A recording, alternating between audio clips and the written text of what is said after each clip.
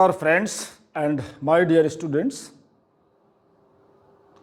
वसुधैव IAS academy के इस खास प्रोग्राम फंडामेंटल एनालिसिस में आपका स्वागत है। मैं हूं सुल्तान समद। साथियों, आज इस प्रोग्राम में मैं जियोग्राफी के बारे में जानकारी देने जा रहा हूं, बातचीत करने जा रहा हूं।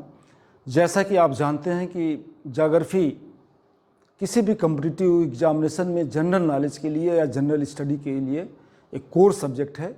प्राय सभी एग्ज़ाम्स में, चाहे वो कॉम्पिटिटिव हो या नॉन कॉम्पिटिटिव एग्ज़ाम में, सब में ज्योग्राफी से क्वेश्चन ज़रूर पूछे जाते हैं, चाहे वो सिविल सर्विसेज हो या कोई और अदर्स स्टेट सर्विसेज का एग्ज़ाम हो या लोकल एग्ज़ाम हो।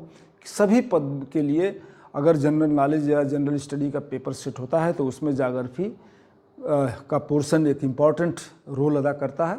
साथियों, आज हम इस फंडामेंटल एनालिसिस कार्यक्रम में ज्योग्राफी के बारे में क्लास लेने के पहले सबसे पहले हम ज्योग्राफी को डिफ़ाइन करने की कोशिश करेंगे और ज्योग्राफी की कितनी ब्रांचेज हैं। जनरली देखा जाता है कि स्टूडेंट्स या कॉम्पिटिटिव एस्पायरेंट्स या कॉम्पिटिटिव स्टूडेंट्स ज्योग्राफी की किताबें तो पढ़ते हैं, ज्योग्राफी पढ़ते हैं, लेकिन वो समझ नहीं पाते कि ज्योग्राफी को कितने भागों में विभाजित किया गया है और किस पोर्शन में क्या पढ़ना है, इसकी ब्रांचेज कौन कौन है और कौन सी ब्रांच इंपॉर्टेंट है।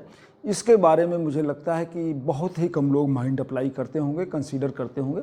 आज हम इसी बेसिक कंसेप्ट को क्लियर करने के लिए इस फंडामेंटल एनालिसिस में ज्योग्राफी को क्लासिफाई करने जा रहे हैं, उसका वर्गीकरण करने जा रहे हैं, ताकि आप अच्छी तरह से समझ लें कि ज्योग्राफी में हमें क्या क्या पढ़ना है। तो आइए हम शुरू करते हैं। सबसे पहले देखते हैं कि ज्योग्राफी की डिफिनेशन क्या है। अब आपके मन में क्वेश्चन उठता होगा कि व्हाट इज ज्योग्राफी, ज्योग्राफी क्या है। इसको जो सिंपल वे में मैंने डिफाइन करने की कोशिश किया है कि geography is the branch of knowledge, geography is the branch of knowledge that studies that the earth, it's physical features, human activities and the relationship between humans and their environment. अर्थात भूगोल वह विज्ञान है जिसमें पृथ्वी, उसके प्राकृतिक तत्वों, मानव क्रियाकलापों व मानव तथा पर्यावरण के पारस्परिक संबंधों का अध्ययन किया जाता है। इसी को ज्योग्राफी कहते हैं, जिसमें ह्यूमन बीइंग एक्टिविटीज़ हैं, जिसमें नेचुरल प्रकृति का जो नेचुरल रूप है या फिजिकल फीचर्स इसके हैं, उनके बारे में ज्योग्राफी में अध्ययन किया जाता है। और एक और डिफिनेशन है, भूगोल पृथ्वी की सतह पर पाए जाने वाले प्राकृतिक एवं मानव निर्मित तत्वों का स्थानिक अध्ययन है। अब आप समझ गए होंगे कि ज्योग्राफी क्या है। नेक्स्ट, अब क्लासिफिकेशन क्या है, इसकी ब्रांचेस क्या है, ज्योग्राफी कितनी तरह की होती है, इस पर बात करते हैं। फ्रेंड्स, साथियों, ज्योग्राफी को 3 भागों में बांटा गया है। पहला है भौतिक भूगोल, जिसे फिजिकल ज्योग्राफी कहते हैं। नेक्स्ट है मानव भूगोल, जिसे ह्यूमन ज्योग्राफी कहते हैं। और थर्ड है जैव भूगोल यानी बायो ज्योग्राफी। ज्योग्राफी को इन्हीं 3 भागों में बांटा गया है। अब एक एक कर हम विस्तार से इन पर चर्चा करते हैं कि किस भाग में कौन सा चैप्टर या कौन सा टॉपिक कवर होता है। पहले हम लेते हैं फिजिकल ज्योग्राफी यानी भौतिक geography. Physical geography deals with the natural features and process of the earth. Natural process के बारे में बात करती है, नेचुरल फीचर्स के, और इसके प्रोसेस के बारे में फिजिकल ज्योग्राफी में टॉपिक कवर होते हैं, इसका अध्ययन किया जाता है। अब इसकी भी सब ब्रांचेज हैं, फिजिकल ज्योग्राफी की भी कई ब्रांचेज हैं।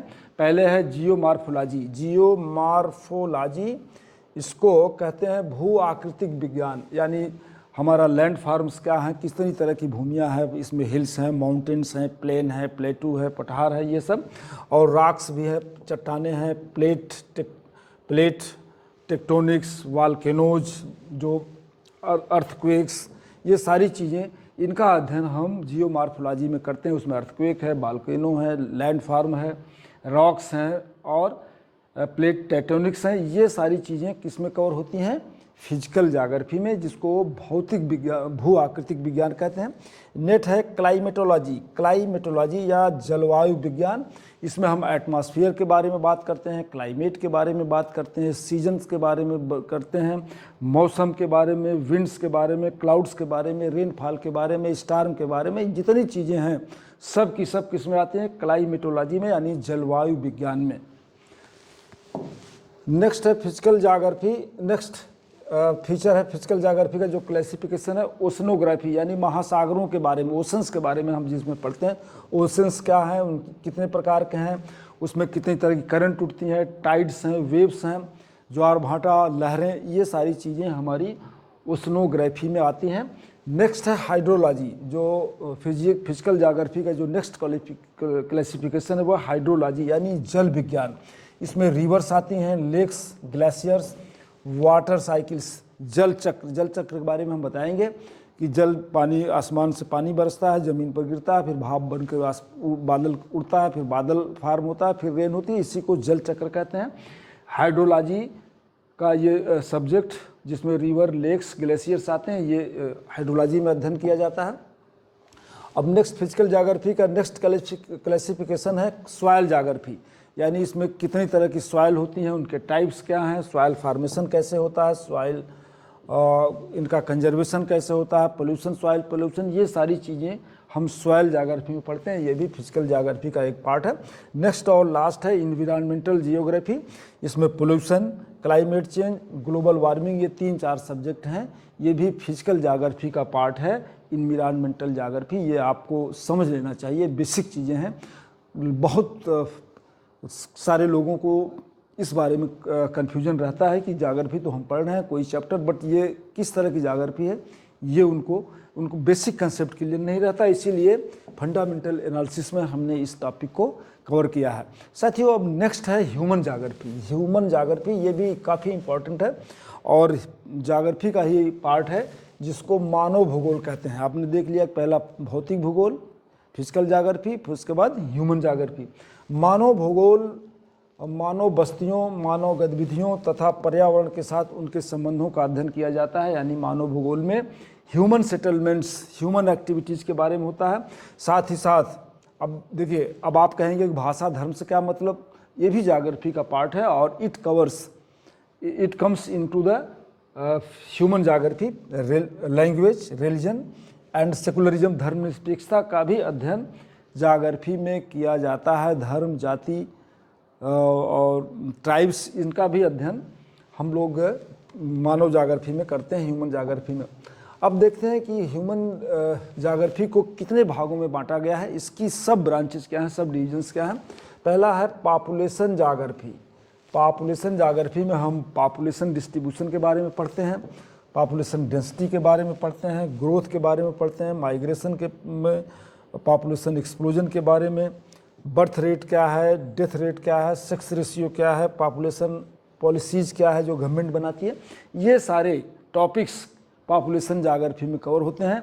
अब आप समझ सकते हैं कि ज्योग्राफी कितना ब्रॉड है। इसमें पॉपुलेशन भी पढ़ी जाती है और इसमें डेंसिटी भी पढ़ी जाती है, बर्थ रेट, गवर्नमेंट की पॉलिसीज़, ये सब के सब आपको फिजिकल ह्यूमन ज्योग्राफी में कवर होता है और इससे मुतालिक हर साल क्वेश्चन पूछे जाते हैं। बट आप समझ नहीं पाते होंगे कि ये किस सब्जेक्ट का क्वेश्चन है। नेक्स्ट है सेटलमेंट ज्योग्राफी। दूसरा है सेटलमेंट ज्योग्राफी। इसमें जो रूरल सेटलमेंट्स हैं, ग्रामीण बस्तियां कैसे बसती हैं मानव की, अर्बन सेटलमेंट्स, अर्बनाइजेशन कैसे होता है, शहरीकरण क्या है और उसके जो रीजन्स क्या हैं, उसके इम्पैक्ट क्या है, उसका डिसएडवांटेज क्या है, एडवांटेज क्या है, ये सारा का सारा सेटलमेंट ज्योग्राफी में पढ़ते हैं। और हर साल क्वेश्चन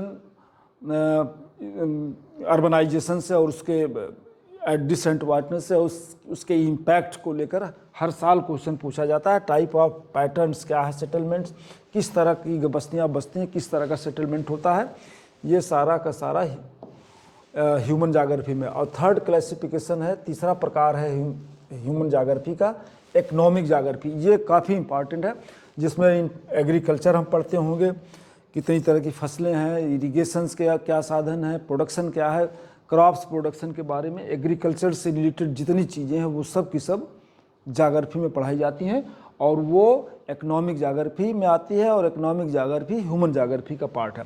इंडस्ट्री, जितने तरह की हमारी इंडस्ट्रीज हैं, चाहे वो बड़ी इंडस्ट्री हो, छोटी हो, MSME हो, सारी की सारी जो भी इंडस्ट्रियल एक्टिविटीज़ है वो उसका अध्ययन इस इकोनॉमिक जाग्राफी में किया जाता है। ट्रेड एंड ट्रांसपोर्ट, जो हमारे ट्रांसपोर्ट यातायात के साधन हैं, हमारा व्यापार है, हम किसके फॉरेन ट्रेड्स है या इंटरनल ट्रेड्स है, ये सारी की सारी चीज़ें हम इकोनॉमिक जाग्राफी में पढ़ते हैं। और रिसोर्सेज एंड डेवलपमेंट, जो हमारे नेचुरल रिसोर्सेज हैं, सोना, चांदी, बॉक्साइट, आयरन और क्रूड ऑयल्स, कच्चा तेल, ये सारी चीज़ें जो भी मिनरल्स हैं वो सारे के सारे रिसोर्सेज में आते हैं ह्यूमन जाग्राफी में, इकोनॉमिक जाग्राफी में।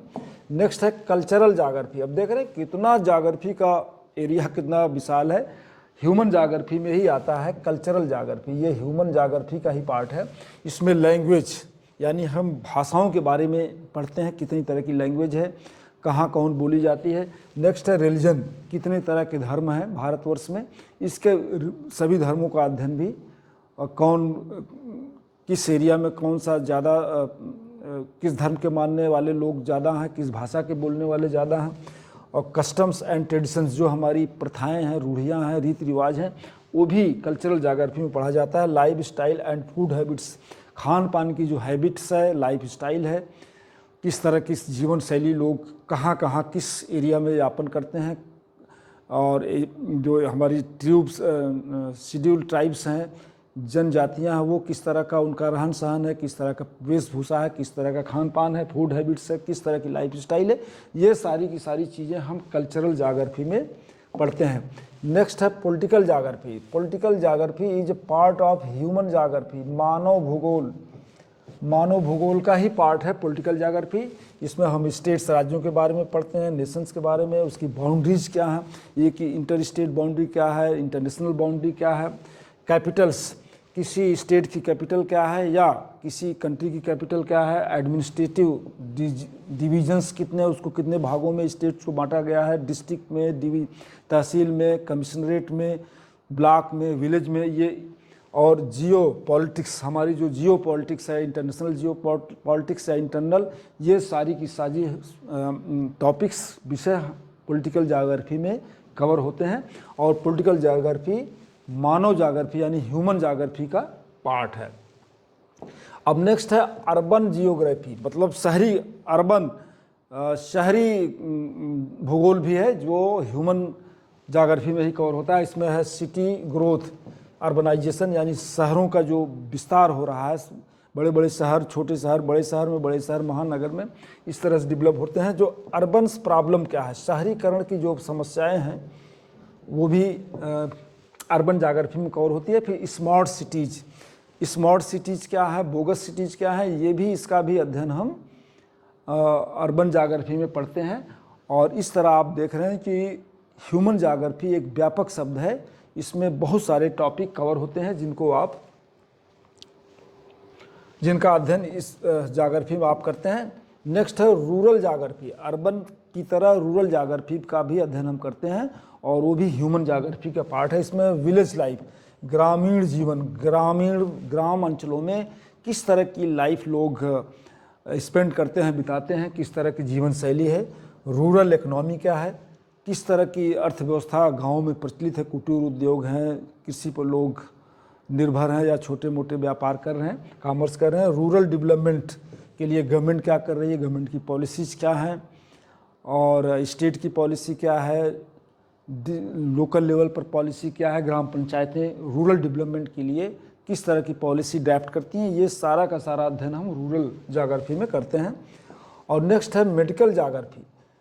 ये भी मानव यानी ह्यूमन जाग्राफी का पार्ट है, मानव जाग्राफी का मेडिकल जाग्राफी। इसमें आपका डिजीज है, हेल्थ पैटर्न्स क्या है, किस तरह की बीमारियां किस क्षेत्र में होती हैं, कौन कौन सी प्रमुख बीमारियां हैं, और उसके लिए गवर्नमेंट की पॉलिसी क्या है, किस तरह का प्रोग्राम गवर्नमेंट रन कर रही है, ये सारी चीज़ें हम मेडिकल जाग्राफी में पढ़ते हैं। हेल्थ केयर फैसिलिटीज़, हॉस्पिटल्स कितने हैं प्राइमरी उस क्षेत्र में, CSC और भी मेडिकल फैसिलिटीज़ गवर्नमेंट द्वारा जो प्रोवाइड की जा रही है, वो सारी की सारी हेल्थ केयर फैसिलिटीज़ का अध्ययन हम इसी मेडिकल जाग्राफी में करते हैं। तो जाग्राफी, ह्यूमन जाग्राफी का जो एरिया है बहुत विशाल है, बहुत ह्यूज है, इसको आपको समझना चाहिए। फिर नेक्स्ट है टूरिज्म जियोग्राफी, यानी जो हमारी टूरिस्ट प्लेसेज हैं, चाहे वो नेशनल लेवल पर हो चाहे इंटरनेशनल लेवल पर हो, उनके डेवलपमेंट के बारे में, उनकी फैसिलिटीज़ के बारे में, उनके द्वारा गवर्नमेंट द्वारा टूरिज़्म को बढ़ावा देने के लिए जो पॉलिसीज़ हैं, जो प्रयास किए जा रहे हैं, वो सारा का सारा अध्ययन हम टूरिज़्म ज्योग्राफी में करते हैं। टूरिस्ट प्लेसेज और टूरिस्ट डेवलपमेंट मैंने बताया। अब नेक्स्ट और लास्ट है बायो ज्योग्राफी, यानी जैव भूगोल, जिसको जैव भूगोल कहते हैं। ये भी काफ़ी इम्पॉर्टेंट है, इसको भी आपको समझ लेना चाहिए। फंडामेंटल एनालिसिस का देखिए सिर्फ और सिर्फ उद्देश्य यह है कि आप किसी टॉपिक की बेसिक चीज़ों को समझ सकें, उसकी फाउंडेशन को समझ सकें। अगर आपकी फाउंडेशन मजबूत है, अगर आपकी नींव मजबूत है और आप किसी चीज़ को अच्छी तरह से बेसिक लेवल पर समझते हैं, तो आगे पढ़ने में आपको उसको समझने में उस टॉपिक को आसानी होगी और आसानी से आप उसको पढ़ पाएंगे और समझ पाएंगे। नेक्स्ट है जैव भूगोल। अब जैव भूगोल क्या है, यानी बायो ज्योग्राफी क्या है? इसका मतलब है विभिन्न प्रजातियों तथा परितंत्रों, यानी इकोलॉजिकल, जो इकोलॉजी है उसके बारे में अध्ययन करना। भौगोलिक स्थान, भूवैज्ञानिक काल में उसका वितरण अध्ययन किया जाता है। आवास क्षेत्र के अनुसार जीवों में होने वाले परिवर्तन, जो हैबिटेट चेंज होते हैं, जो हैबिटेट चेंज हो रहे हैं, जो मैन ह्यूमन कन्फ्लिक्ट आप देख रहे हैं, वो भी, ये सारी चीज़ें जैव भूगोल में कवर होती हैं। अब इस पर हम बारी बारी बातचीत करते हैं। अब इसके जैव यानी ह्यूमन बायो ज्योग्राफी के भी सब डिविजन्स हैं। किस डिवीजन में कौन सा टॉपिक कवर होता है, इस पर चर्चा करते हैं। पहला है डिस्ट्रीब्यूशन ऑफ फ्लोरा एंड फाना, जो हमारी वनस्पतियां हैं, हमारा जो प्लांट हैं, उनके बारे में हम इसमें अध्ययन किया जाता है। पहला प्लांट डिस्ट्रीब्यूशन, यानी किस एरिया में, पहाड़ पर कौन पाया जाता है, किस तरह का प्लांट, रेगिस्तान में किस तरह पाया जाता है, और एरिड जोन में, सेमी एरिड जोन में, प्लेन पर कौन सा प्लांट्स मिलता है, किस तरह की फाना एंड फ्लोरा मिलती हैं, वनस्पतियाँ, उसका डिस्ट्रीब्यूशन कहाँ कहाँ एरिया वाइज। और एनिमल डिस्ट्रीब्यूशन, किस क्षेत्र में कौन सा जानवर पाया जाता है, कौन सा एनिमल, कहाँ लायन पाए जाते हैं, जैसे साउथ में एलिफेंट पाया जाता है, गुजरात और मध्य प्रदेश में लायन, आसाम में रिनोसेरस गैंडा, और छत्तीसगढ़ में हाथियाँ, केरल में एलिफेंट्स। इस तरह इसका जो डिस्ट्रीब्यूशन है, एनिमल्स डिस्ट्रीब्यूशन, ये भी कहाँ पढ़ा जाता है, बायो जियोग्राफी में इसका अध्ययन किया जाता है। और उसी तरह endemic and exotic species. Endemic होते हैं जो महामारी होती है, या जो ऐसे प्लांट हैं जो विलुप्त हो चुके हैं, एक्सटिंक्ट हो गए हैं, और जो एक्जोटिक स्पेसीज हैं, जो खास वनस्पतियां हैं, जो विशेष तरह की वनस्पतियां, उसमें जो विलुप्त हो गई हैं, उनके रीजन्स क्या है, एक्सटेंशन की, ये सारी चीज़ें इसमें अध्ययन किया जाता है। नेक्स्ट है biomes, political rain forest. Biomes का मतलब होता है जो हमारे घास के क्षेत्र हैं, जो ग्रास लैंड्स हैं, उसमें मेन है ट्रॉपिकल रेनफॉल फॉरेस्ट। इसमें ट्रॉपिकल, जहाँ वर्षा पर आधारित वन है, उनको रेन फॉरेस्ट कहते हैं। जहाँ ज़्यादा वर्षा होती है उस क्षेत्र में जो प्लांट्स पाए जाते हैं वो रेन फॉरेस्ट। फिर सवाना, डिजर्ट, सवाना घास का मैदान है। फिर उसके बाद डिजर्ट क्या है, ग्रासलैंड्स कितने हैं, टुंड्रा, टैगा, ये सारी चीज़ें जो बायोम्स में कवर होती हैं। आप सुनते होंगे कि टुंड्रा में है, टैगा में है, ग्रासलैंड क्या है, सवाना, डिजर्ट, इस तरह की चीज़ें, इनका अध्ययन बायो ज्योग्राफी में किया जाता है। और नेक्स्ट है, थर्ड है इकोसिस्टम। हमारा जो इकोसिस्टम है, यानी पारिस्थितिक तंत्र है, उसका भी अध्ययन बायो ज्योग्राफी में होता है। Structure of ecosystem, food chain and food web. Food web के बारे में हम बताएंगे कि जो सारे जो जीव जंतु हैं वो सूरज से रोशनी, प्लांट को खाकर, यानी वनस्पतियों को खाकर जीव जंतु, एनिमल्स, बर्ड्स, ह्यूमन बीइंग, इनको ऊर्जा लेते हैं प्लांट्स को खाकर, और प्लांट सीधे सन से ऊर्जा लेते हैं। और फिर कुछ एनिमल्स हैं जो एनिमल्स को खाकर या प्लांट्स को खाकर ऊर्जा लेते हैं। इस तरह से ये चेन चलती रहती है, और फिर वो जब एनिमल्स या वनस्पतियाँ डिस्ट्रॉय होती हैं तो उनका कंपोजिशन होता है, डिकम्पोज होती हैं, और फिर ऊर्जा सूरज में चली जाती है।